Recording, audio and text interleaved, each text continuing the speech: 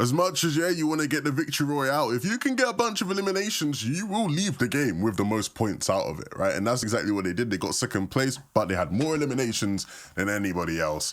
And so the points were just more. And that's going to help them on the standings, where we already know they were already rather high up. And so we'll be able to see if they can replicate that again as we head onto the battle bus.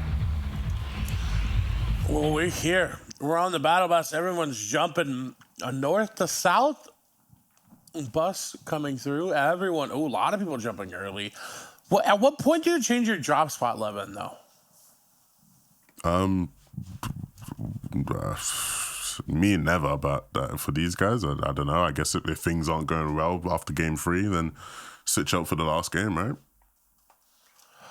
I mean, but think about it, right? I mean, we're in game number 6 of 6. I can't do the math right now. Game number 6 overall, right? I mean, at what point, like, when do you reach the halfway point of the overall matches? Do you switch? Do you stay?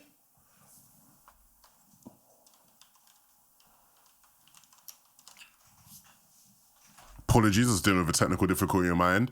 You're gonna have to ask me the question again, Claire. I'll be real. Oh, you're good. I mean, we're almost to the. At the end of the day, we'll be at the halfway point overall for games. So, right. At what point do you swap your drop?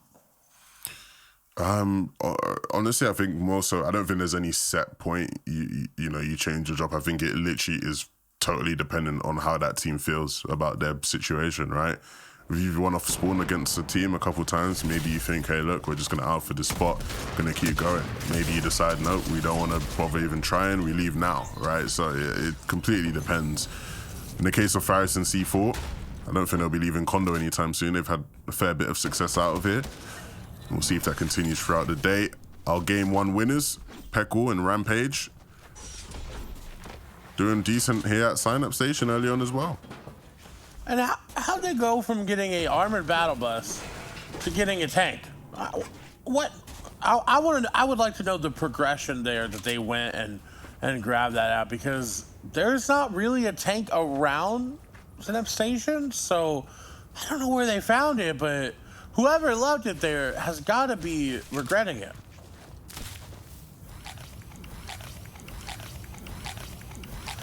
Oh, and I'm gonna be real. One of my favorite items in the game right now has got to be the clomberries, just because, like, I mean, let's be real, they look delicious and they're so healing, right? They're so versatile. They are essentially a slurp mushroom, and the fact that they will give you 10 effective HP. And what FKS? What does that look?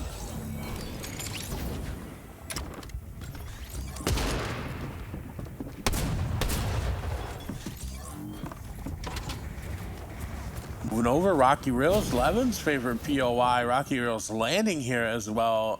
NM7X really needs to heal up, as they are not doing too hot. They've got no heals in the inventory. Luckily, Rocky's got one mini for him, but Helen up above will try to play spoiler. They have a jetpack, but I mean, honestly, in a competitive play, it's very hard to use a jetpack just because of how good everyone's aim is. Yeah, it's never going to be favorable. And NM7 with the BM taking the L, that definitely hits a certain spot within you, right? You ever had someone dance and you take the L? It doesn't sit too well. No, it's definitely one of those ones where you're like,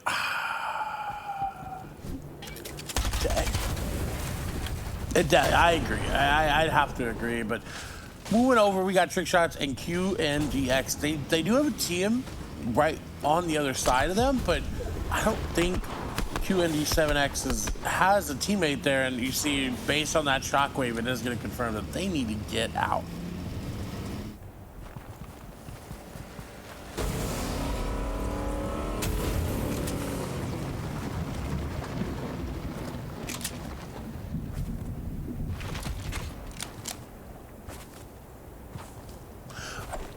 Let's talk a little bit more about heals, Levin. With the shield kegs being introduced, how viable do you feel that these shield kegs are to bring into like a late game scenario? There's often going to be things you want to carry ahead of it. So I doubt you see it much, but you know, it is definitely very useful, right? You get so much effective shields from it. Obviously, it's shareable, right? Which is obviously a big help in comparison to something like a big pot or whatnot. So both you and your teammate can benefit from just one. But no, shield kegs are great. Very nice addition, especially like sort of off spawn. When you're in those sort of engagements, you need to heal up quickly in the middle of a build fight, just popping one down between you and your teammate. One problem you can actually find sometimes is I've been in fights against people where we plop down the shield keg and my opponent is also like, getting the shield from it because they're just on the other side of my wall, right? Because the radius is pretty big on it, so it definitely can work both ways at times. But no, shield kegs are great, but unlikely to see people sort of carrying them deep into end games unless there's no real other alternative.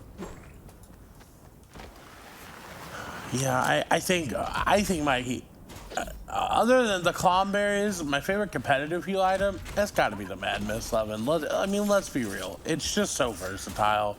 The fact that you can heal up while in zone and still running. I mean, who's not gonna take a Mad Mist when they see one?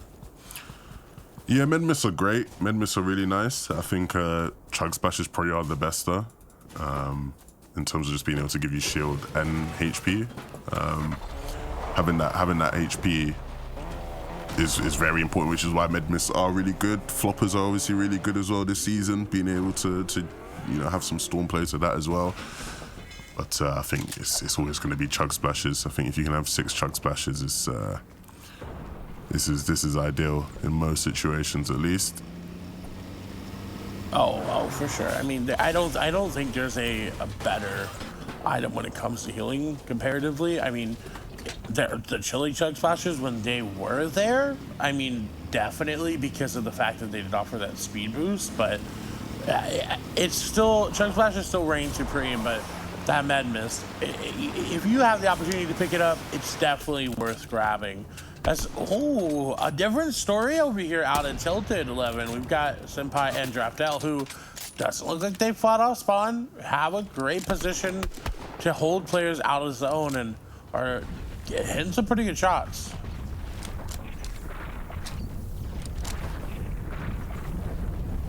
I've seen some storm play from Hero and Wagner. Drafter and Senpai as well. I was gonna say, are they going after them? You might run into them at some point soon. They'll probably hear them as well relatively soon. Those vehicles do make noise. Yeah, they've got to know. Look how many players we have in zone.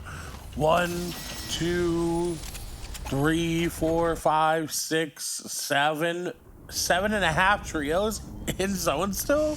This is what we talked about when we said you don't got to worry about first zone all that much.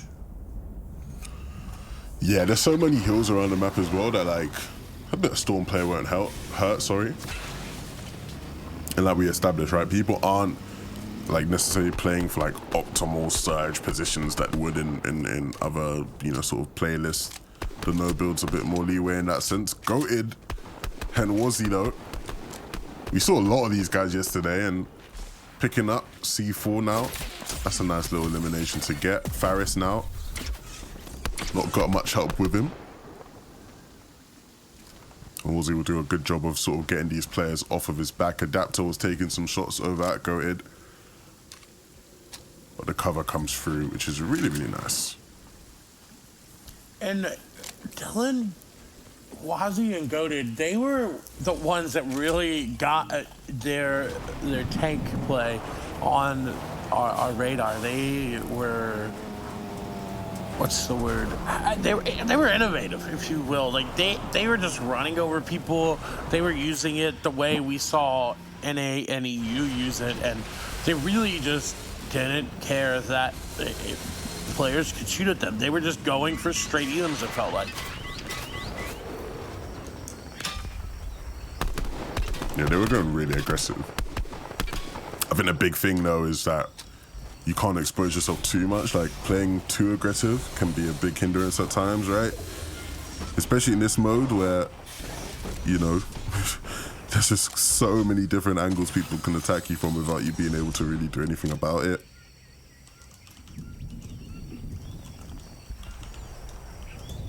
Yeah, it's one of those ones where it's very high risk, high reward kind of situations, and this is definitely risky. Choosing to be on this island versus going across, but as you can see, Mentor and Adapter said, you know what, we were fine with those two vehicles last time, but we're gonna make it a little bit different. You can see though their journey across hasn't been easy. The Amber rocket launcher taking out one of their vehicles though. They still got a truck though, which is going to be alright. But if I was them, I'd be trying to stay out of harm's way. You don't want to invite another Amber rocket launcher in. It seems like that's exactly what happened, and so now down to bare bones, no vehicles, just going to sit in the open, hoping that players will miss their shots. Mansour won't be lucky enough though. He's down to minimal amounts of HP. And if he moves, things aren't going to be looking too good for him. Adapter, though, was able to get out. Oh, no. Adapter went down to Goated. So, unfortunately for that duo, Adapter and Mansell, they get taken out. And on top of that, Levin, right after that, Goated got taken down. It's the swinging pendulum of no build, right? Oh, dear. You don't want to go down to a shark. I've not seen that in a while. Wozzy goes down as well, so Wozzy wasn't able to stay alive as a solo. Wozzy gets taken out. And so another duo, another decent, really, well, I say duo, well, not all these duos are decent, but another top duo being taken out. And this shark wants some. Isn't letting go. It's actually a really big issue because look, King and Owl are looking to get some shots onto them, and so is Dexify and Spy. And this shark is just constantly going for them. They have to get rid of it. I don't know if that'll be an option, right? It's going to be really difficult for them. You can see the zone on the top right of your screen. Oh dear, the shark's causing them endless amounts of issues. Oh dear. Forcing them back even further onto this island. And yeah, now you're going to see they're trying to take shots there. They do want to get rid of it. They know how much of a hindrance it is. It's easier said than done at this point. Oh, you know they're not happy about this shark. You know that they do not like the fact that they are going to get this much damage and almost be eliminated because of a shark. This is so tough. You can see Dexify knows they're hungry for that elimination. And the Cowcatcher is saving him just for the moment, but it is really tight. He will have to hit some big shots, but he can't afford to overextend. And he's got to be careful with the shark as well. Never knows. Oh dear. This is the problem. The Cowcatchers can only save you so much. Oh goodness, oh, the no. shark. Oh no. And then he goes down. Oh, the tail hit him back, and King got the elim. Oh no. Oh, you know they're not happy, 11. I'd be fuming personally if that was me, man. That is so rough. What a way to go down. What a way to go down. But these things happen. Draftel, Senpai, still in the game.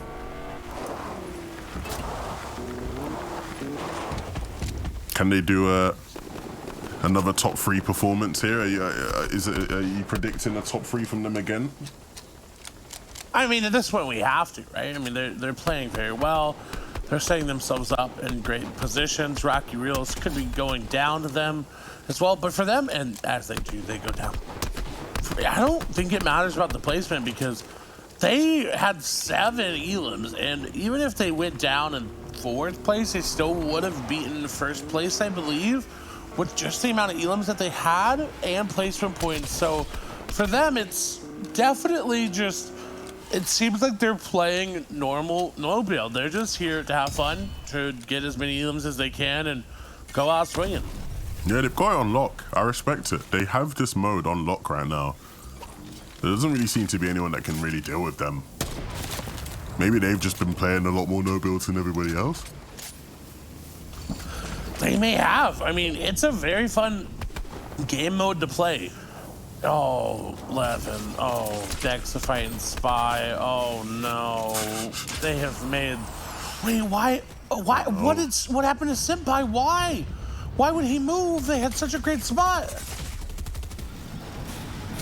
A lot just went down there. A lot of players just went down. I do believe Drafter and Senpai are in a great deal of trouble. Dexify actually does pick up an elimination somehow, or a knock at the very least. But yeah, this isn't looking good. Yeah, Drafter's up, but Senpai's knocked. Dexify is still sitting on the edge of the island, and there's so many eyes on them that eventually they just will go down. Like, I think they are just a ticking time bomb at that point. But Senpai, I don't think he'll be able to get back in this game, so Drafter's gonna have to do it all by himself.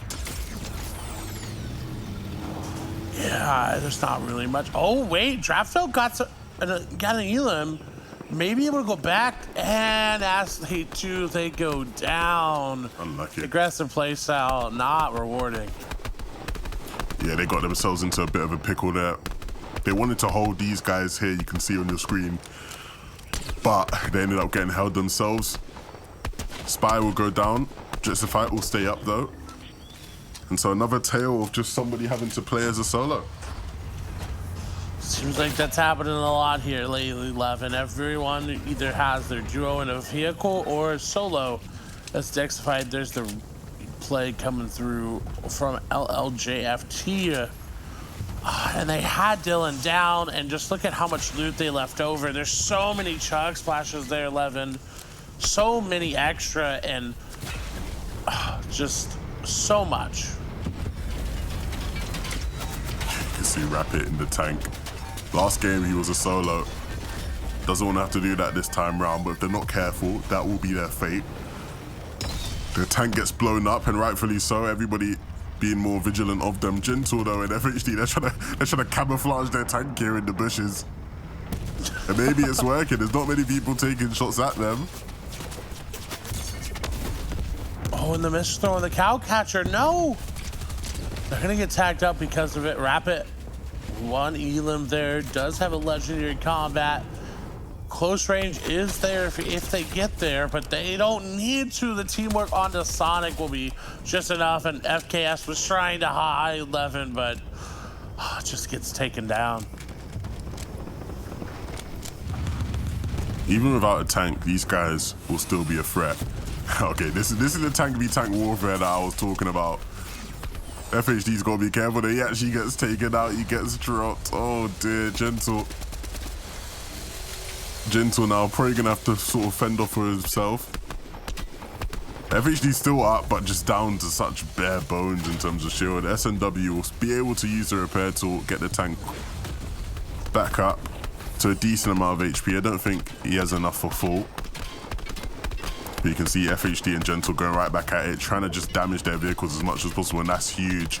Picking up the truck, it will do some damage to the tank as well, and they'll just keep on laying down waste to the truck. They have so much ammo as well, so there's no rush whatsoever. Only thing rushing them is gonna be that safe zone.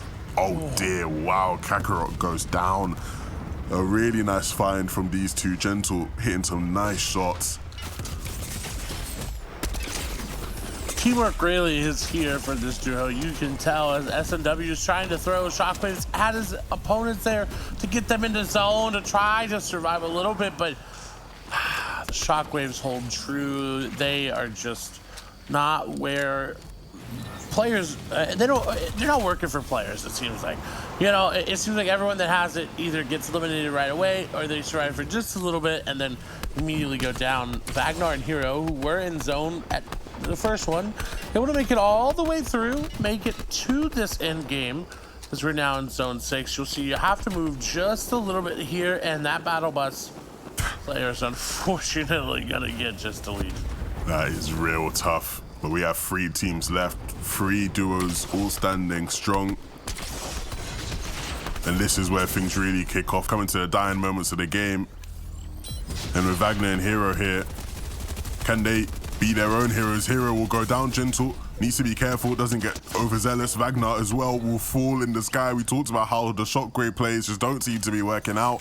FHD and Gentle now in a 2v2 versus Speedy and Monkey. Monkey and Speedy had a bit of an advantage here, but they got to be careful. FHD sitting behind Monkey, hitting some really nice shots. Gentle's just down to only a drop of HP. He will be taken out. And so What can he do in a 2v1 FHD? Again, cracking, doing some nice damage, but the shockwave is gonna have to be used to try and get out, but we all know what that happens. We know what happens when that goes down. He will lose a bunch of HP, and these guys have a moment just to get them shields back up. Metal's trying to go for the tank to blow it up, but that was the wrong play as the team decided, hey, we see you, we hear those shots, we're gonna go for the elims. What a great play overall, though, on both sides of that fight. It was chaotic, but in the end, Metal fortunately could not clutch it up. Yeah, look, Monkey and Speedy did a great job there, right? They did what was probably the best option there. Let the other two fight, and once that fight started to break loose, then they jumped in, looked for the third-party opportunity, and they win out the